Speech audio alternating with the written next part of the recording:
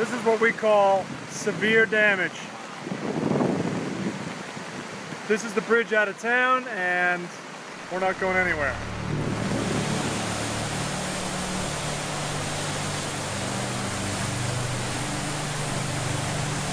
A woman was stranded here all day long through the storm.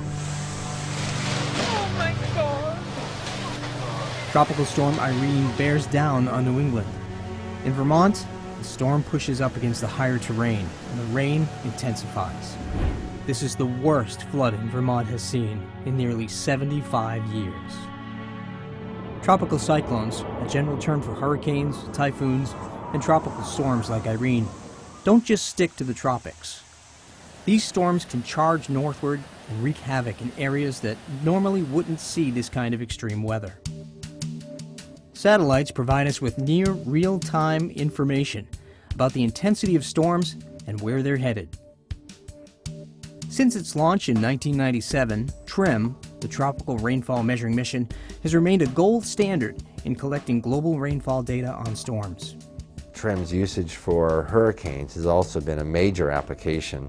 Operational agencies use it to get center fixes on storms, to monitor how the internal structure of a storm is changing and how that might relate to the potential for a storm to either intensify or weaken. And while TRMM provides essential information on cyclones for tropical areas, for regions like New England, TRMM simply falls short. We knew going into TRMM that there were going to be some limitations, the primary one being its relatively low sensitivity so that it would not be able to get the fairly low rainfall rates that you might see up at higher latitudes. So part of what GPM is supposed to do was just continue those measurements. But also GPM is to improve those measurements by being able to, for example, measure precipitation over a wider swath of the Earth. TRMM is just at about 35 degrees. GPM gets more of the Earth in its measurements, going all the way into southern Canada, for example. The Global Precipitation Measurement Mission, or GPM, is a constellation of satellites unified by the GPM Core spacecraft that will provide a global picture of rain and snow every 3 hours. When GPM launches in 2014, it will greatly improve upon some of the limitations of TRMM. In addition to measuring a wider swath of the globe, the GPM Core spacecraft will carry more advanced instruments with greater sensitivity. There's the GPM Microwave Imager, or the GMI, a radiometer that will use 13 microwave channels to capture precipitation intensities and horizontal patterns. Then there's the Dual Frequency Precipitation Radar, or the DPR.